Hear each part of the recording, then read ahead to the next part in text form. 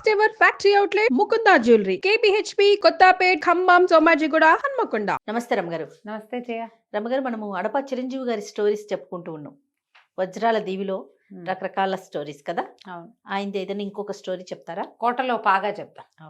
ఈ వజ్రాల దీవి అనే క్యాప్షన్ ఉన్న పుస్తకంలోనే ఇది రెండో కథ. ఆహా. కోటలో పాగా. విజయపురి సామ్రాజ్యం, ఒక రాజుగారు ఇవి ఉన్నాయి, ఒక రాజ్యం.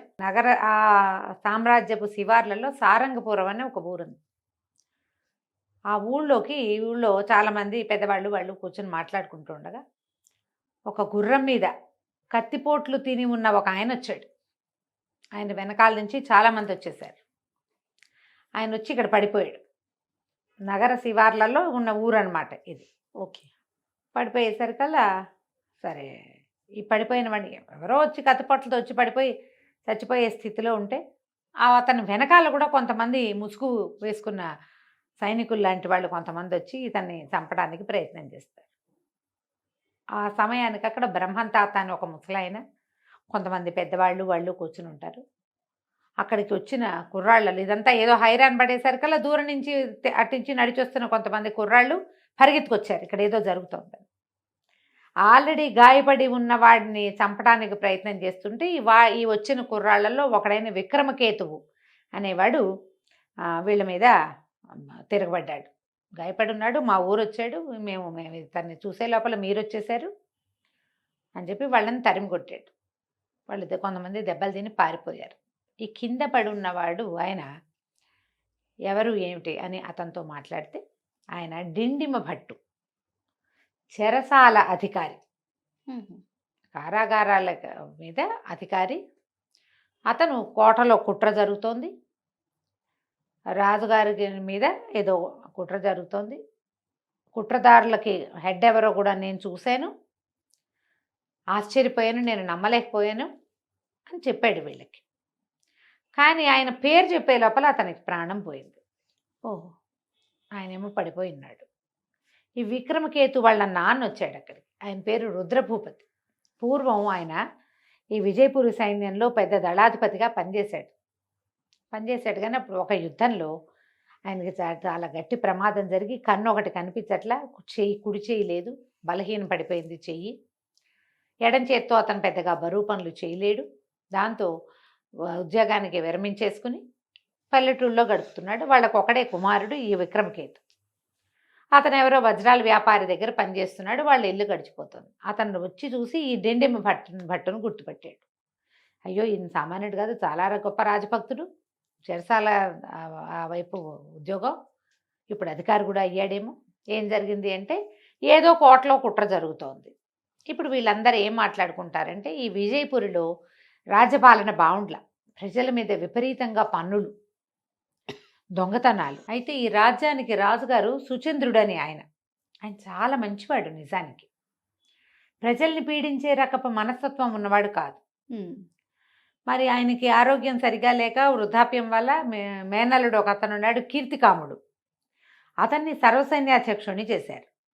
మహామంత్రి ఏమో బుద్ధిమతి అనే ఆయన మంచివాడే. వీళ్ళకి తొలి కాలంలో చెడ్డ పేరు లేదు, ధర్మప్రభువుగా పేరు పొందినవాడు సుచంద్రుల వారు. ఓకే.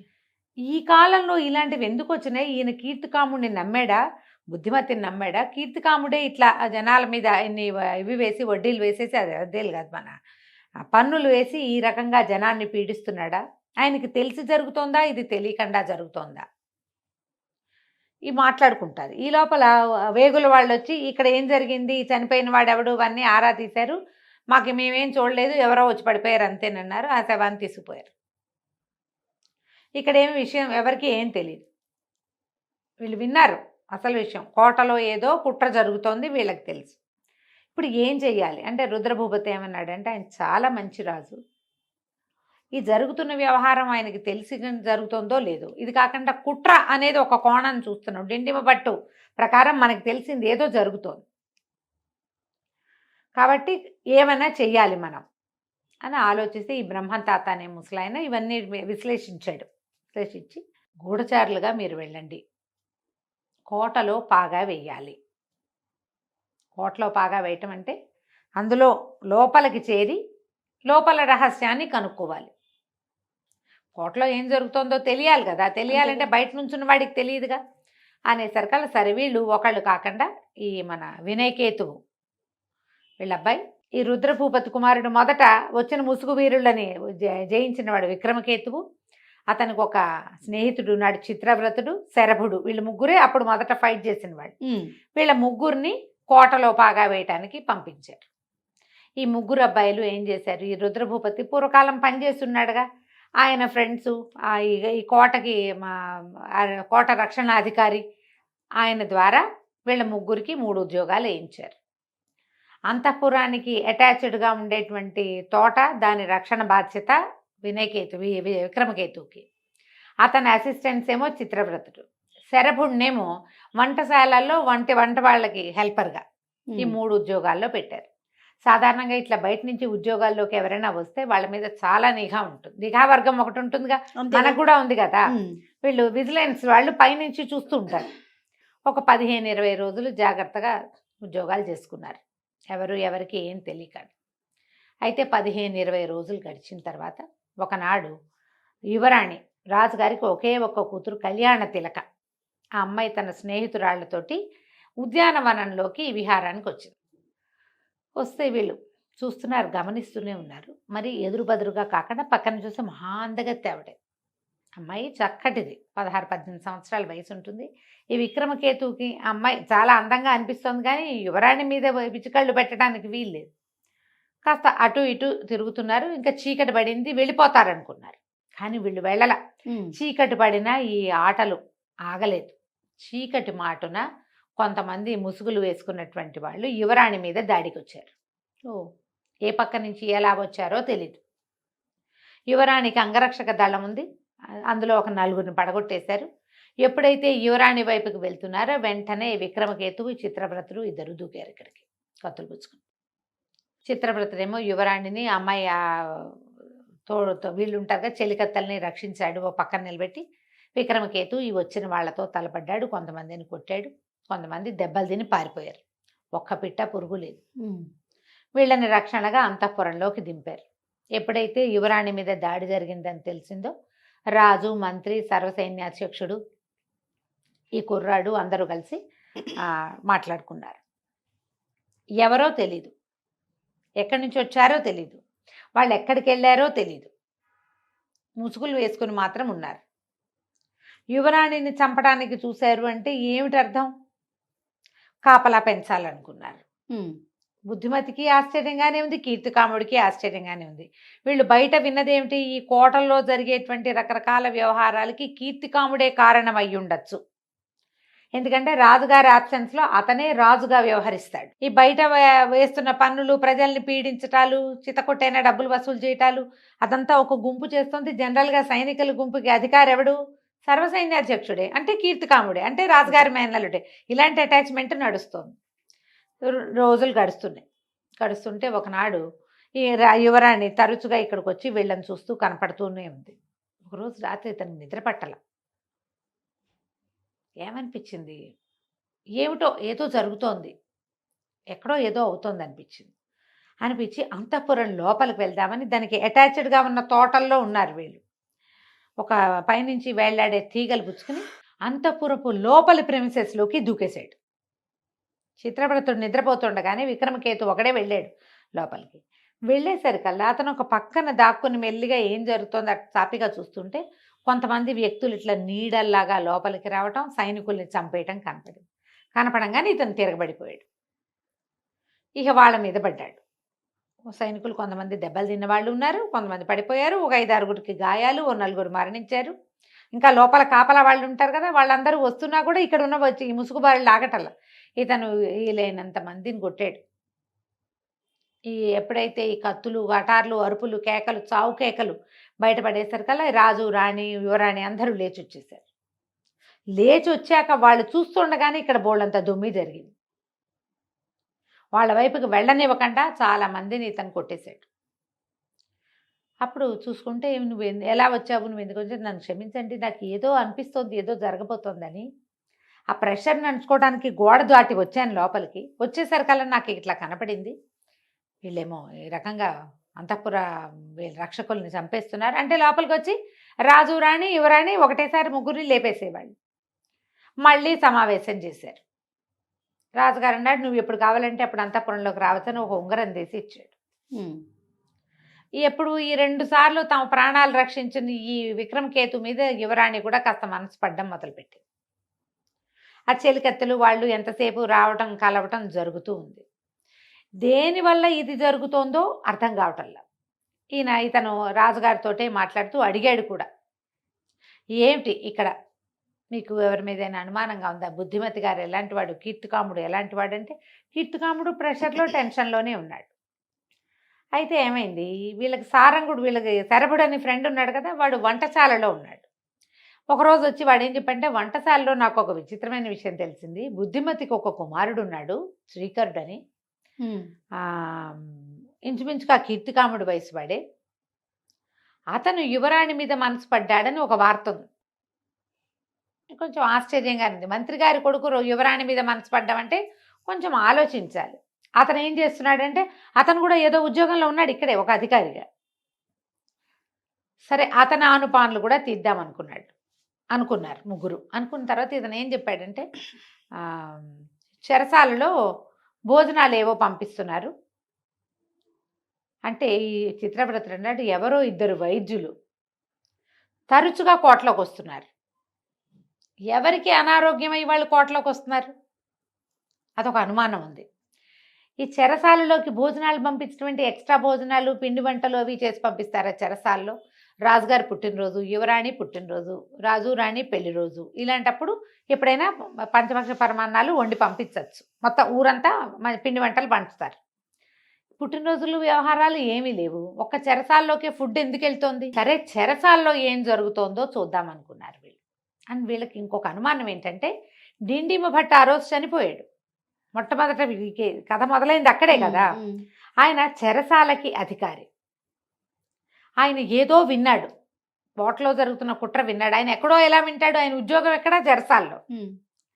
భోజనాలు కూడా చెరసాల్లోకి వెళ్తున్నాయి అంటే చెరసాలలో ఏదైనా ఉందా అని వీళ్ళకి అనిపించింది. అదేదో చూద్దామని వంట వాళ్ళలాగా వేషం వేసుకుని విక్రమకేతు ఈ భోజనాలు పట్టుకెళ్తున్న వాళ్ళతో కలిసిపోయి అతను ఆ చెరసాల్లోకి వెళ్ళాడు. అక్కడ వీళ్ళు ఏం తెలుసుకున్నారంటే, వీళ్ళు అక్కడ సైనికులు మామూలు వాళ్ళు బట్టలు మార్చుకుంటున్నారు. బయట నుంచి వచ్చిన ముసుగు వాళ్ళేమో సైనికులుగాను, సైనికులేమో ముసుగు వాళ్ళుగాను మారుతున్నారు. ఓహో. ఆ ముసుగులు వేసుకొచ్చి అక్కడంతా ఫైట్ చేసి ఊళ్ళలో జనాల దగ్గర నుంచి డబ్బులు నగలు లాక్కొచ్చేసిన వాళ్ళు చెరసాలలోకి వచ్చేస్తున్నారు. వాళ్ళు ఈజీగా తప్పించుకోగలరు, సైనికుల వేషాల్లో ఉంటారు. వాళ్ళందరూ మదిరి సేవించారు. మదిరి సేవించాక ఇతను ఏం చేశాడు, మెల్లిగా అందరి చొక్కాలు అవి ఊడదీసి వాళ్ళ ఒళ్ళు పరిశీలిస్తే చాలా మందికి గాయాలు ఉన్నాయి. అందులో కొంతమందిని అంతకుముందు 6గురినో 9గురినో తను కొట్టాడు. మళ్ళీ మొన్న యువరాణిని చేసినప్పుడు తను కొట్టాడు కొంతమందిని. మళ్ళీ యువరాజు అంతఃపురంలో కూడా దెబ్బలు తిన్నారు. లోపలికి వస్తున్న వైద్యులు ఏం చేస్తున్నారంటే, ఈ దెబ్బలు తగిలిన వాళ్ళకి వైద్యం చేయడానికి వస్తున్నారు. వాళ్ళు ఎక్కడో లేరు, ఎక్కడికో మాయమైపోతున్నారు. ఎక్కడికి మాయమైపోతున్నారు? చెరసాల్లోకి వెళ్ళిపోతారు. లోపలే, అది కోటలోనే. సరే, ఇతను ఏం చేశాడు, ఇక్కడే ఉండండి మీరని రాజుగారి దగ్గరికి వెళ్ళి అంతఃపురంలోకి ప్రవేశించి రాజును తీసుకొస్తాడు. ఇదంతా చెరసాలలో జరుగుతోంది, ఎవరి వల్ల జరుగుతోందో మనకు తెలియాలి అని చెప్పి రాజును తెచ్చి చూపించాడు ఈ సీన్. వీళ్ళు బట్టలు మార్చుకోవడం, పైగా వాళ్ళు తెచ్చిన మూటల్లో నగలు వడ్డాణాలు ఎక్కడి నుంచి వస్తాయి? నగలు ప్రజల దగ్గర పన్నుల రూపంలో డబ్బులు లేకపోతే బంగారం ఇచ్చేయండి అని లాక్కొచ్చేస్తున్నారు. ఓహో. యువరాణిని చంపడానికి ప్రయత్నం జరుగుతోంది, మిమ్మల్ని చంపడానికి ప్రయత్నం జరుగుతోంది. ప్రజల నుంచి డబ్బు ధనము లాగేసి మీ మీద చెడ్డ పేరు ఆల్రెడీ వాళ్ళు తిరుగుబాటు చేసేందుకు వీలుగా ప్రజల్ని రెడీ చేస్తున్నారు. ఇక్కడ ఏదో జరుగుతోంది. సరేననుకున్నారు. ఇప్పుడు ఏం చేయాలి? రాజు అన్నాడు, ఇది ఏం జరుగుతుందో నాకు అర్థం కావటం లేదు, అసలు ప్రజలు ఏమనుకుంటున్నారో నన్ను గురించి నాకు తెలుసుకోవాలని ఉందని మారు వేషంతో ఇతనితో కలిసి ఊళ్ళోకి వస్తాడు. రాజు విక్రమకేతువు ఇద్దరు మారు వేషాలతో వెళ్తే అన్ని ఊళ్ళల్లోనూ రాజుకు చెడ్డ పేరే. ఇదివరకు ధర్మప్రభువుగా ఉండేవాడు, ఇప్పుడు లేడు. ఆ మేనల్లుడు నమ్ముతాడు అంటే మేనల్లుడిదేం లేదు. మధ్యలో ఏమవుతుంది, ఓసారి చిత్రవ్రతుడు ఇతను విక్రమకేతు వెళ్తుంటే కీర్తికాముడు పలకరిస్తాడు. అందరినీ జాగ్రత్తగా ఉండండి, ఈ ముసుగు వాళ్ళు ఎలా వస్తున్నారు, ఏమిటి దయ్యాలా భూతాలా వాళ్ళు అని కేకలేస్తున్నాడు. వీళ్ళు వెళ్ళేసరికల్లా అతను ఏమంటాడు, నువ్వు చాలా బాగా చేస్తున్నావు విక్రమ, మంచి సాహసివిగా ఉన్నావు, రాజురాణి రాజకుమార్తెను రక్షించావు, నా బహుమతిని ఆయన ఒక కత్తి ఇచ్చాడు, చిన్న చురకత్తి. ఆ చురకత్తి వీళ్ళు తీసుకొచ్చి చూస్తే వాళ్ళకి కారాగారంలో కొంతమంది కనపడ్డారు కదా, వాళ్ళ దగ్గర ఉన్న కత్తుల మీద సేమ్ గుర్తుంది. అంటే ఇది కీర్తికాముడే చేస్తూ ఉండుండొచ్చు, అలా కూడా జరుగుండొచ్చుగా. ఏం చేయాలో తెలీదు. సరే వీళ్ళు కోటలో అన్ని పక్కల నుంచి ఆనుపాను అన్నీ తీశారు. చివరికి మళ్ళీ ఈ దొంగలందరూ ఊళ్ళో ఎక్కడైనా ఇలాగ పన్నులు వసూలు చేసుకొచ్చిన రోజు రాత్రి వాళ్ళంతా ఇక్కడికి చేరతారు. మనం కూడా అదే టైంకి కనుక వీళ్ళ దగ్గరికి వెళ్ళిపోతే, అది ఎప్పుడు జరుగుతుందో ఆ టైంకి వెళ్ళిపోతే అప్పుడు వీళ్ళకి నాయకుడు ఎవడో బయటపడుతుంది. సరే వీళ్ళు రెడీగా ఉంటారు. రాజు, విక్రమకేతువు, విక్రమకేతువు తాలూకు ఇద్దరు స్నేహితులు చేరబుడు, చిత్రవ్రతుడు రెడీగా ఉంటారు. ఒకనాటి రాత్రి సాయంకాలం ఊళ్ళ నుంచి కబురు వస్తుంది, ఇలా వచ్చి పన్నుల కోసం పీడిచి మొత్తం ధనమంతా లాక్కొచ్చేసారు అని. ఆ ధనమంతా బొక్కసంలో చేరటల్లా కారాగారంలోకి వచ్చేస్తుంది, అది వేరే చోటకి వెళ్తుంది. వీళ్ళు కూడా అక్కడికి వెళ్ళారు. వెళ్ళేసరికి ఈ దొంగలు బట్టలు మార్చుకోవటము, బయట నుంచి వచ్చిన వాళ్ళు వీళ్ళని ఎక్కడి నుంచో పట్టుకొచ్చాడు వాడు, బట్టలు మార్చుకోవటం, వాళ్ళు సైనికులుగా మామూలు బట్టలతోటి వచ్చేసేయటము, ఇదంతా రాజు వీళ్ళు నలుగురు చూసేశారు. చూసేసరికల్లా కొంతమందిని పట్టుకున్నారు, కొంతమందిని పడగొట్టారు. అప్పుడు వాళ్ళ నాయకుడు బయటకు వచ్చాడు. ఎప్పుడైతే ఈ నాయకుడిని పెడరెక్కలు విరిచి కట్టుకుని మొహానికి ముసుగేసింది, ఆ ముసుగు తీయటానికి ఎంత ప్రయత్నించినా ముసుగు తీయనివ్వటం. ఈ లోపల ఏమైంది, కారాగారం తలుపు తెచ్చుకుని బుద్ధిమతి, కీర్తికాముడు ఇద్దరు లోపలికి వచ్చారు. వీళ్ళు తెల్లబోయారు. వీడు బుద్ధిమతి కాదు, వీళ్ళు ఇప్పటిదాకా ఏమనుకున్నారు, కీర్తికాముడే ఇదంతా చేశాడు అనుకుంటున్నారు. కానీ యాక్చువల్గా కాదు, అతను వీళ్ళతో పాటే ఉన్నాడు. ఈ మొహం ముసుగు తీసేశారు కల్లా ఈ బుద్ధిమతి గారి కుమారుడైన శ్రీకరుడు యువరాణిని ప్రేమించి ఆమెను వివాహం చేసుకోవాలని ఆమెను అడిగి ఆమె చీత్కరించేసరికి ఎలాగైనా ఈ రాజ్యాన్ని కబళించేసేయాలి, ఆమెకు బుద్ధి చెప్పాలి, పెళ్ళైనా చేసుకోవాలి లేదా సంపరాన చంపేయాలి అని చెప్పి తండ్రికి ఐడియాలు ఇస్తూ, పన్నులు పెంచాలన్న ఐడియా తండ్రికి ఇస్తూ, ఆయన 1 పన్ను అని రాస్తే దాన్ని 11గా తను మార్చి, ఆయన 1 రాస్తే 11 చేసి, 1 రాస్తే దాని పక్కన 5 వేసి దాన్ని 15 చేసి, 2 రాస్తే దాని పక్కన 5 చేసి, దాన్ని అమలు చేసే పన్నేమో వాళ్ళ ద్వారా చేయించి ప్రజలకి రాజు మీద వ్యతిరేకత కల్పించి అవకాశం ఉన్నప్పుడు యువరాణిని వీళ్ళని కూడా సంహరించడానికి కూడా ప్రయత్నం చేశాడు. చేస్తే బుద్ధిమతి అన్నాడు, ద్వంద్వ యుద్ధం చేయండి మీరు. ఒకడు ఈ మొత్తం కోటలో పాగా వేసి ఈ గుట్టంతా బయట పెట్టిన వాడు విక్రమకేతువు. యువరాణి అతన్ని వివాహం చేసుకునే సంకల్పంలో ఉంది, 2 సార్లు తన ప్రాణాలు కాపాడాడు కాబట్టి రాజు ఒప్పుకున్నాడు. ఇప్పుడు యువరాణిని పెళ్లి చేసుకోవడానికే ఇంత ప్రయత్నం చేసిన వాడివి నువ్వు. ద్వంద్వ యుద్ధం చేశాడు. చేస్తే పట్టేశాడు, శ్రీకరుడు దొరికిపోయాడు. దొరికిపోతే బుద్ధిమతి గారు అన్నాడు, మంత్రి వీడిని చంపేసేయి, వీడిని బతికించి ఉంచకూడదు, నగరం నుంచి బయటికి పంపించేస్తాం, అక్కడ ఎవరినో తెస్తాడు మళ్ళీ వీడు. ఒక్క దెబ్బకి తల ఎగర కొట్టేశాడు. ఇంత ప్రయత్నం చేశాడు ఒక్కడు. రకరకాల వాళ్ళని లైన్లో పెట్టి ఆ ఊళ్ళో ఎవరైతే పేరెనిక కన్నా రౌడీ షీటర్లు అలాంటి వాళ్ళు ఉన్నారో, బలశాలులు ఉన్నారో వాళ్ళందరినీ పట్టుకుని వాళ్ళని తన సైన్యంగా ఏర్పరిచి వాళ్ళతోటి పన్నులు వసూలు చేయించి ఆ డబ్బంతా దాచి వాళ్ళని కారాగారానికి తీసుకొచ్చి డిండిమ భట్టు అది కనిపెట్టాడని డిండిమ భట్టును సంహరించారు. అతను కారాగారంలో నుంచి వచ్చిన వాడు అవటం వల్ల వీళ్ళకి డౌట్, లేకపోతే ఎప్పటికీ ఇది జరిగేదే కాదు, బయటకు వచ్చేదే కాదు. మొత్తాన్ని పట్టుకున్నారు. పట్టుకొని అతన్ని చేసేశారు. ఈ మొత్తం పట్టుబడిన వాళ్ళందరికీ శిరచ్ఛేదం చేశారు. ఎవరెవరైతే ఈ వేషాలు మార్చుకున్నారో వాళ్ళని. రాజకుమార్తెని విక్రమకేతువుకి ఇచ్చి వివాహం చేశారు. ఆమెకు చెలికెత్తుంది, ఒక చెలికత్త మదనికో ఏమో, ఆ చెలికత్తనిచ్చి చిత్రవ్రతుడికి పెళ్లి చేశారు.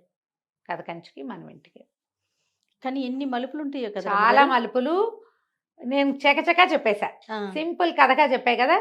తాపిగా చదివితే భలే బాగుంటుంది. ట్రీట్మెంట్ చాలా బాగుంటుంది. అడపా చిరంజీవి గారిది అవును. కథ చక్కటి మలుపు, స్లోగా మలుపు తిరుగుతుంది. రయ్యమంది అది ఆ, స్లోగా తిరుగుతుంది. మన్ని ఆ కథతో పాటు తీసుకెళ్తారు. లాంగ్వేజ్ పరమ సింపుల్గా ఆ. హాయిగా ఉంటుంది.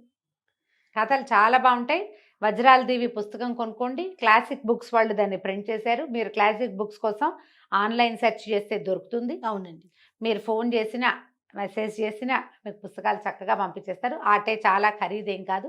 ఓ బుక్ కొనుక్కుంటే అందులో 5-6 కథలు ఉంటాయి. హాయిగా చదవచ్చు. పిల్లలకి చదివి వినిపించడానికి కూడా అవకాశం. మంచి ఇంట్రెస్టింగ్గా ఉంటుంది. చాలా బాగుంటాయి కథలు. ట్రై చేసి చూడండి. కోటలో పాగా నేను స్లోగా అంటే ఏమనాలి, స్పీడ్గా చకచక బ్రీఫ్గా చెప్పేశాను. నిదానంగా చదివితే ఇంకా ఎక్కువ రుచిగా ఉంటుంది. తప్పకుండా. నమస్తే. నమస్తే.